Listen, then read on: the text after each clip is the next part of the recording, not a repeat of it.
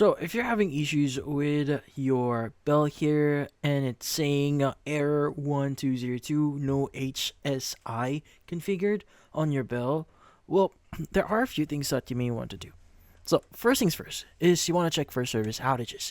Now, before digging into equipment, head to Bell's outage detection page. Now, if the network shows an outage in your area, the error may clear itself once service is restored. Now, it's typically around a few minutes or even a few hours, so you just need to wait it out. Now, also, you may want to power cycle your modem or router. So, unplug the modem and or router here, if separate, from power and basically wait for about like 60 seconds. Then plug it back in.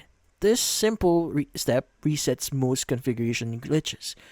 And also, you may want to check all cable connections. Now, ensure the cable or coaxial fiber or Ethernet here are firmly seated. A loose or damaged connection can cause the HSI or high-speed internet service to fail to link. Now, triggering the no HSI configured message.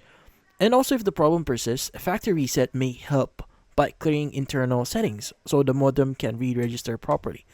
Now, note you'll need to reconfigure your Wi-Fi afterwards. Now, if none of the above or fixes before does it for you, and the message usually means your modem is not authorized or properly configured on Bell's network. So, Bell technician can check the account provisioning, ensure the modem is registered, and send configuration commands remotely.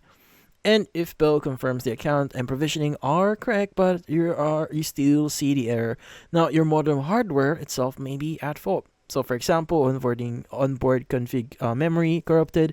So, ask Bell here about replacing it. But that's about it. So, hopefully this video was able to help you like and subscribe to our channel. Thank you for watching.